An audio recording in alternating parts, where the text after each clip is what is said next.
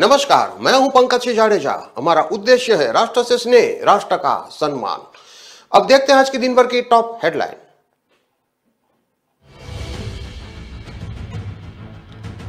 जोधपुर में टूरिस्ट को एक दिन ज्यादा रोकने की कवायद। पहली बार हो रहा है टूरिज्म एक्सपो।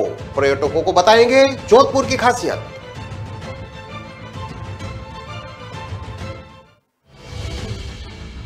रॉबर्ट वाड्रा की 15 दिन बाद हो सकती है गिरफ्तारी। जोधपुर हाईकोर्ट का फैसला। मनी लॉन्ड्रिंग केस में याचिका खारिज।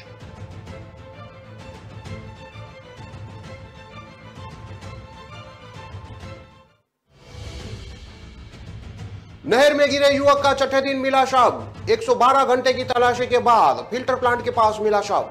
एसडीआरएफ ने चलाया था सर्च अभियान।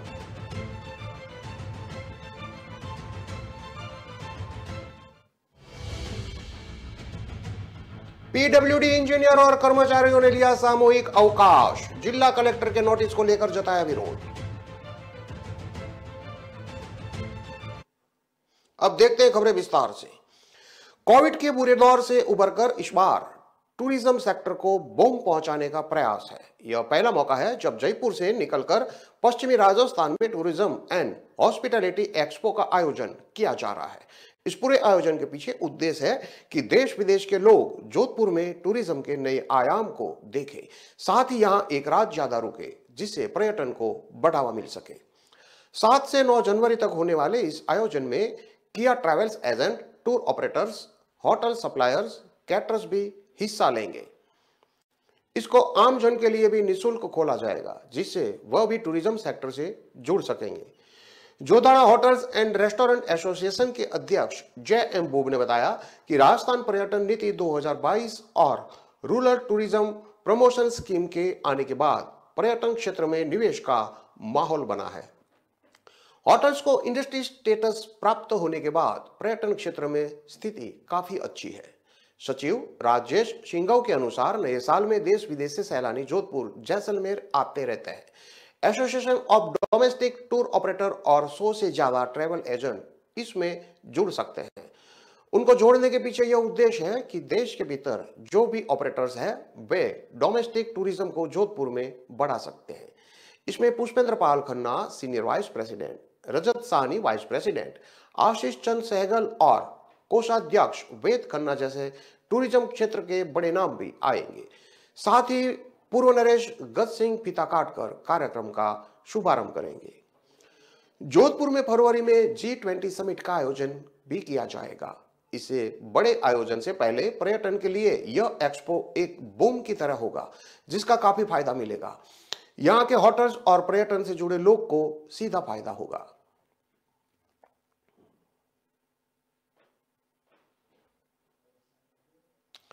कांग्रेस महासचिव प्रियंका गांधी के पति रॉबर्ट वाड्रा और उनकी मां मॉरिन वाड्रा को जोधपुर हाई कोर्ट से झटका लगा है। जस्टिस डॉक्टर पुष्पेंद्र सिंह भाटी की सिंगल बेंच ने रॉबर्ट और उनकी मां की पार्टनरशिप वाली स्काईलाइट हॉस्पिटैलिटी कंपनी की और एक अन्य याचिका खारिज कर दी है। हालांकि कोर्ट ने दोनों की गिरफ्तारी पर 2 सप्ताह की रोक भी लगा दी है।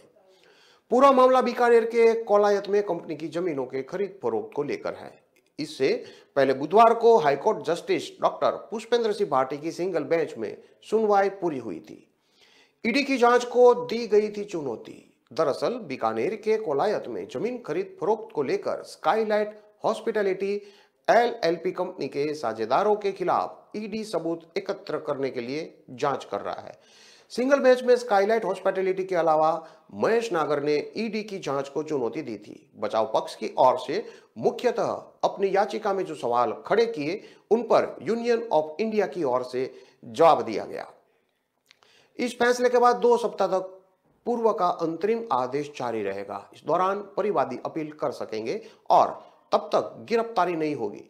बुधवार को बचाव पक्ष की ओर से वरिष्ठ वकील केटीएस तुलसी ने वाड्रा की पैरवी करते हुए पक्ष रखा था। यूनियन ऑफ इंडिया की ओर से एडिशनल सॉलिसिटर जनरल राज दीपक रस्तोगी और उनके सहयोगी भानु प्रकाश बोहरा ने पक्ष रखा था।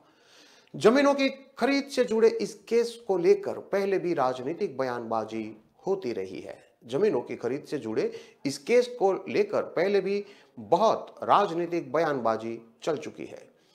मामला वर्ष 2018 का है।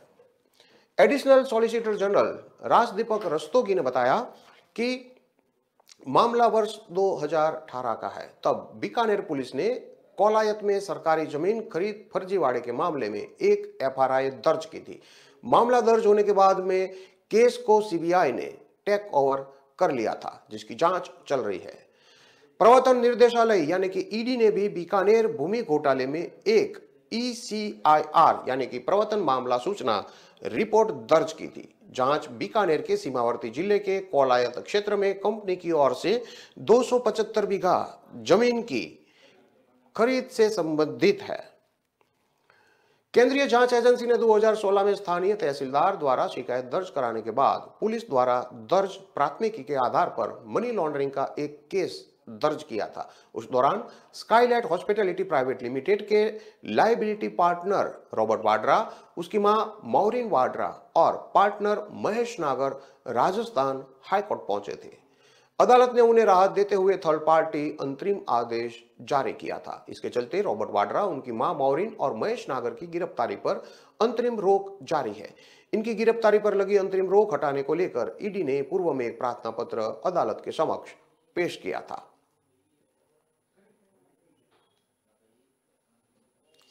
जोधपुर के ओसिया में गगाड़ी क्षेत्र के निकटवर्ती 5 लाख खुर्द के पास राजीव गांधी लिफ्ट कैनाल में पैर फिसलने से गिरकर डूबने से मरे युवक का शव गुरुवार यानी कि आज सुबह छठे दिन 112 घंटे की तलाश के बाद मिला। जोधपुर से मौके पर पहुंची एसडीआरएफ की टीम शव को खोजने के लिए सर्च अभियान चला रही थी। बुधवार को नागरिक सुरक्षा टीम भी पहुंची और आज सुबह शव मिला। 5 लाख खुर्द पुलिया से लेकर गगाड़ी के बिजारिया बावड़ी फिल्टर प्लांट तक 7 किलोमीटर के क्षेत्र में शव को लगातार खोजबीन की जा रही थी। इस दौरान क्षेत्रवासियों की भीड़ लगी रही।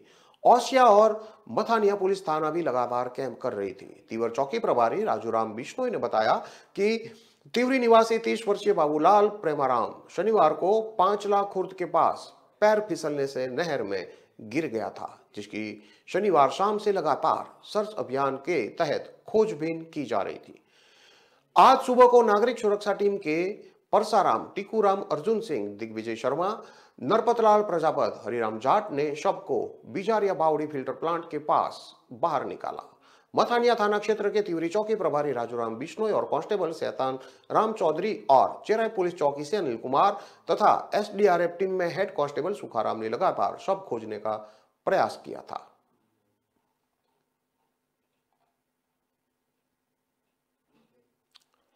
पीडब्ल्यूडी इंजीनियर और कर्मचारियों ने सामूहिक अवकाश लिया है। जिला कलेक्टर के नोटिस को लेकर उन्होंने विरोध जताया था। जोधपुर शहर में हो रहे सड़कों के निर्माण की घटिया गुणवत्ता और धीमी स्पीड को लेकर सार्वजनिक निर्माण विभाग में कार्यरत इंजीनियर को जिला कलेक्टर ने नोटिस दिए हैं। नोटिस की सूचना मिलने पर विभाग की ओर से विरोध जताया जा रहा है। आज पीडब्ल्यूडी इंजीनियर हड़ताल पर चले गए। पीडब्ल्यूडी ऑफिस में काम कर रहे इंजीनियर ने अवकाश लेकर ऑफिस में विरोध प्रदर्शन किया और नोटिस को वापस लेने की मांग की। प्रदर्शन में बड़ी संख्या में इंजीनियर और कर्मचारी शामिल हुए और नोटिस को लेकर भारी विरोध जताया। प्रदर्शन कर रहे इंजीनियर संघ के नेताओं ने आरोप लगाया कि सीएम के नाम पर उन्हें सड़कों की गुणवत्ता को लेकर परेशान किया जा रहा है, उन पर दबाव बनाया जा रहा है। इसको लेकर सारे इंजीनियर विरोध जता रहे हैं। दरअसल शहर में छोटी बड़ी सड़कों का निर्माण कार्य चल रहा है। कई जगह पर सीसी सड़क भी बनाई जा रही है। इनमें से कुछ जगहों पर तय समय से देरी से काम चल रहा है। ऐसे में विभाग से जुड़े कुछ इंजीनियर को नोटिस थमाया गया है, जिस पर ऐतराज जताया गया है और इंजीनियर ने आला ऑफिसरों को हड़ताल की चेतावनी आगे दी थी। गौरतलब है कि अपने जोधपुर दौरे के दौरान भी शहर की क्षतिग्रस्त सड़कों को लेकर सीएम अशोक गहलोत ने अफसरों को चेतावनी दी थी। उसके बाद यहां पर प्रशासन ने क्षतिग्रस्त सड़कों की मरम्मत का काम शुरू करवाया था।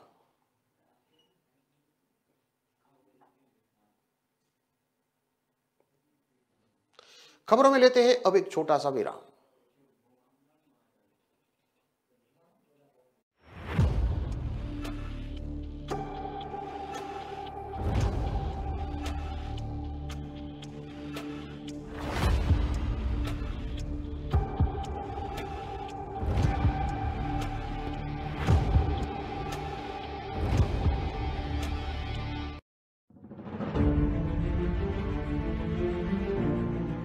पर तारीख, तारीख पर तारीख, तारीख पर तारीख मिलती रही है। उठा उठा के पटकूंगा, उठा के पटकूंगा। उतार कर फेंक दो ये वर्दी, अब बैंड नंबर बन जाएगा पट्टा अपने घर में। दिन मुझे देश के गद्दार का पता चला।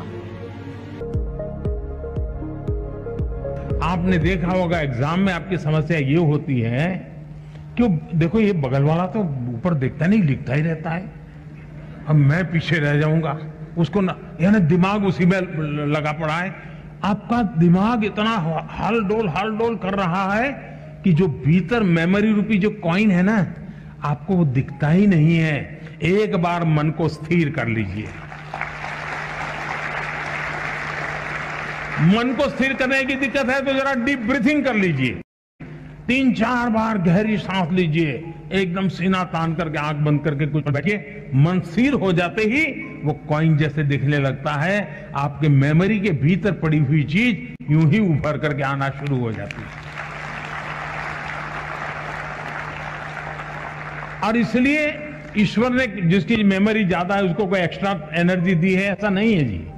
हम सबको, हमारे सबका जो इंटरनल प्रोडक्ट है परमात्मा ने बहुत ढंग से बनाया हुआ है। हम किसको पनवाते हैं, किसको बढ़ाते हैं, उस पर निर्भर करता है। तो आप इसको बहुत आसानी से कर सकते हो। आप में से जो लोग पुराने शास्त्रों को जानते होंगे, कुछ तो कभी यूट्यूब पर भी कुछ चीजें अवेलेबल होती हैं। कुछ शताब्दानी लोग होते हैं, उनको एक साथ 100 चीजें याद आती है। हमारे देश में ये चीजें कभी कभी इसकी बड़ी प्रचलन हुआ करती थी।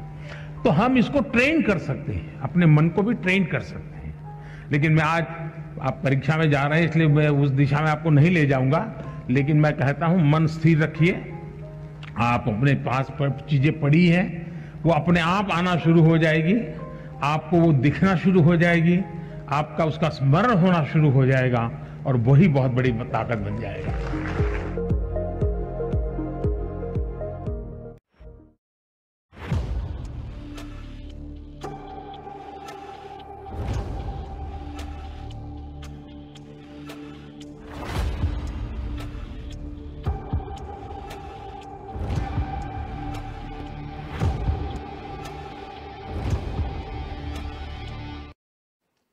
विराम के बाद एक बार फिर से आपका स्वागत है। अब देखते हैं आगे की और खबरें।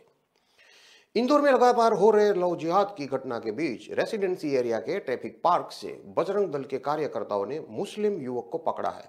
यहां नाम पता पूछने पर उसने पहले खुद को हिंदू बताया, लेकिन बजरंग दल के सख्ती करने पर उसने अपना नाम बताया। इसके बाद बजरंग दल कार्यकर्ताओं ने उसे पुलिस को सौंप दिया।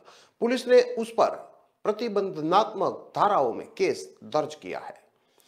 बजरंग दल के तन्नू शर्मा ने बताया कि जिला संयोजक जितेंद्र जादौन से सूचना मिली थी कि रेसिडेंसी एरिया में आने वाले ट्रैफिक पार्क में एक मुस्लिम युवक हिंदू युवती के साथ बैठा है जो अश्लील हरकतें कर रहा है। सूचना के बाद यहां अन्य बजरंगियों के साथ पहुंचे। युवक से पूछताछ में उसने पहले अपना नाम अज्जू बताया। जब उससे आधार कार्ड और पहचान पत्र मांगा तो उसने बताने से इनकार कर दिया। बाद में बजरंग दल के लोगों ने मोबाइल लेकर उसके फोटो देखे। वह फोटो में मस्जिद में नमाज पढ़ने के फोटो के साथ अन्य मस्जिदों और मजारों पर जाने के फोटो मिले। सख्ती से पूछताछ करने पर उसने अपना पूरा नाम अरबाज शाहिद खान, निवासी कन्नौज, जिला देवास, वर्तमान पता आजाद नगर बताया। इंस्टाग्राम पर दोस्ती हुई थी। अरबाज ने बताया कि उसने इंस्टाग्राम पर अज्जू बनकर दोस्ती की थी। युवती से जब भी मिला उसे अपना असली नाम नहीं बताया। मामले में युवती माफी मांगने लगी। उसने बताया कि अरबाज से दोस्ती के बाद परिवार को नहीं पता है। बदनामी के डर से के चलते मामले में उसने केस दर्ज कराने से इनकार कर दिया। संयोगितागंज टीआई तहजीब काजी के मुताबिक अरबाज पर प्रतिबंधनात्मक धाराओं में कार्रवाई की गई है।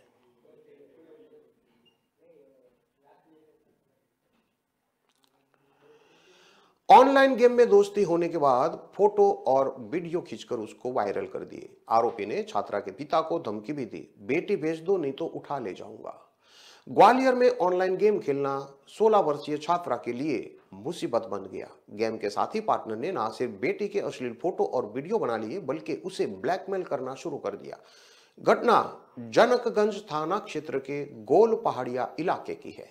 अब आरोपी युवक लगातार पिता को कॉल करके बेटी को उसके पास भेजने के लिए दबाव बना रहा है और ना भेजने पर बेटी को उठा ले जाने की धमकी दे रहा है।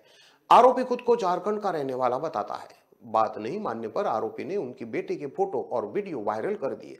घटना के शिकार पीड़ित परिवार ने एसएसपी से शिकायत दर्ज कराई है। 7 दिसंबर को मीडिया ने इस पूरे मामले को प्रमुखता के साथ प्रकाशित भी किया था, जिसके बाद मामले को गंभीरता से लिया गया। अब इस मामले में जनकगंज थाना पुलिस ने आरोपी के खिलाफ छेड़छाड़ पॉक्सो एक्ट के तहत मामला दर्ज किया है। आरोपी सन्नी उर्फे HR झारखंड का रहने वाला है। वह लड़की के पिता को धमकी दे रहा है कि बेटी को उठाकर ले जाएगा। आरोपी सन्नी उर्फे HR झारखंड का रहने वाला है। वह लड़की के पिता को धमकी भी दे रहा है कि उसकी बेटी को वो उठाकर ले जाएगा। शहर के जनकगंज निवासी 16 वर्षीय 10वीं की छात्रा ने शिकायत की है कि 2 साल पहले लॉकडाउन के समय पढ़ाई करने के लिए उसके पिता ने उसे मोबाइल खरीद कर दिया था। पढ़ाई के साथ साथ वह ऑनलाइन गेम भी खेलती थी। एक दिन वह ऑनलाइन फ्री फायर गेम खेल रही थी और इसी दौरान उसकी पहचान सन्नी HR नामक युवक से हुई और वह साथ में गेम खेलने लगे। इसी बीच सन्नी HR युवक ने उससे दोस्ती कर विश्वास जीत लिया। फिर उसकी फेसबुक ID, इंस्टाग्राम ID और मोबाइल हैक कर उसका पूरा डेटा ले लिया। इसके बाद आरोपी ने उसके अश्लील फोटो और वीडियो बनाकर उसे ब्लैकमेल करने का काम शुरू किया। इसके बाद छात्रा ने अपने पिता को ये बात बताई तो उन्होंने भी युवक को समझाया, लेकिन जुलाई महीने से आरोपी उन्हें कॉल करके धमकी दे रहा है कि बेटी को उसके पास भेज दो। अगर बेटी नहीं भेजी तो वह उनके घर से उसे उठाकर ले जाएगा। इतना ही नहीं, यह भी धमकाता है कि वह उसे ऑनलाइन फ्री गेम में खुदकुशी का टास्क दे देगा, जिसके बाद वह खुदकुशी कर लेगी। इस खबर पर लोग अपनी अलग अलग राय दे रहे हैं। अब जब उन्होंने आरोपी की बात नहीं मानी तो उसने छात्रा के फोटो और वीडियो वायरल कर दिए। आरोपी ने उनके रिश्तेदारों के साथ जुड़ी एक ID पर छात्रा के फोटो और वीडियो वायरल किए हैं, जिससे उनकी बदनामी हो रही है। पीड़िता की शिकायत इसके पहले भी ग्वालियर SSP से की थी। उस समय मीडिया ने प्रमुखता से पूरी खबर को प्रकाशित किया था, जिसके बाद पुलिस ने मामले को गंभीरता से लिया और अब आरोपी के खिलाफ मामला दर्ज किया है। इस मामले में जनकगंज थाना TI आलोक सिंह परिहार ने बताया कि छात्रा की शिकायत पर मामला दर्ज करके आरोपी की तलाश की जा रही है। आरोपी ने खुद को झारखंड का रहने वाला बताया है। अब पुलिस उसकी मोबाइल लोकेशन के आधार पर तलाश कर रही है।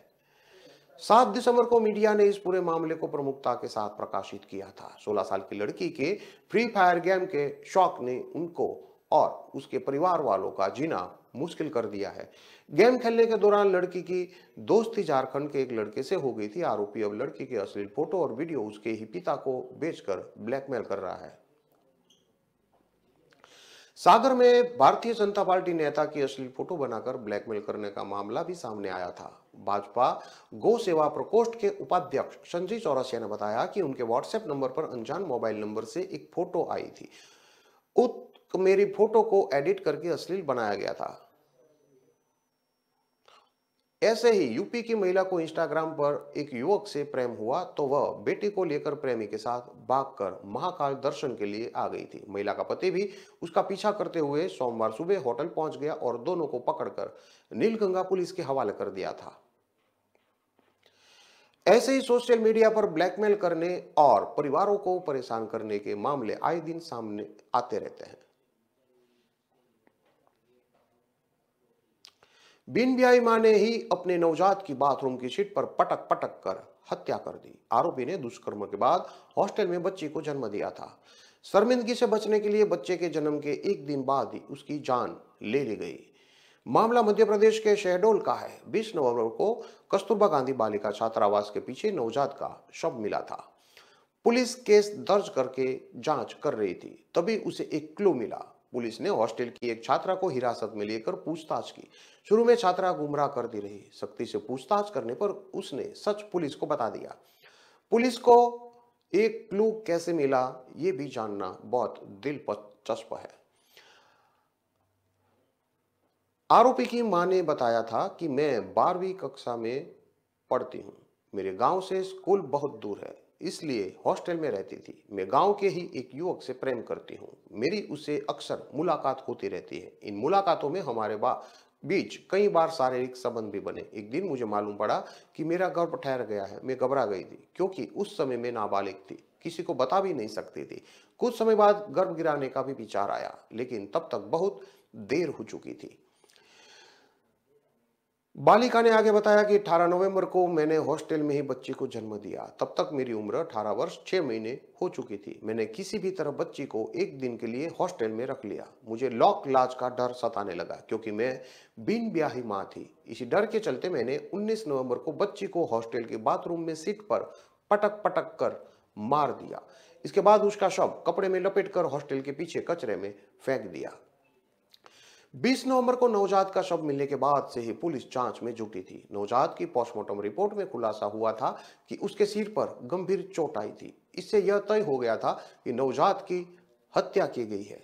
पुलिस की जांच के दौरान एक व्यक्ति ने कॉल करके पुलिस को बताया कि हॉस्टल की एक छात्रा की शारीरिक बनावट में नाटकीय रूप से बदलाव हुआ है। पुलिस को अब एक कड़ी मिल गई थी। पुलिस ने छात्रा को कस्टडी में लेकर पूछताछ की। छात्रा ने शुरुआत में पुलिस को गुमराह किया, लेकिन बाद में वो टूट गई। शहडोल सीएसपी राघेंद्र सिंह द्विवेदी ने बताया कि जांच में एक लड़की ने अपना जुर्म कबूल किया है। इसके बाद उसे गिरफ्तार कर कोर्ट में पेश किया गया। एक युवक ने लड़की से संबंध बनाए थे, तब वह नाबालिग थी, इसलिए युवक के खिलाफ रेप का केस दर्ज किया गया है। युवक की गिरफ्तारी अभी नहीं हो सकी है।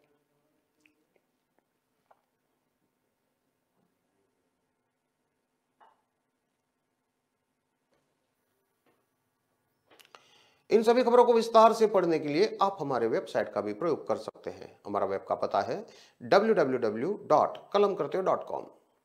हमारी कलम में हमारा कर्तव्य है के उद्देश्य के साथ खबरों को आप राष्ट्र प्रथम के साथ देखते रहिए। नमस्कार।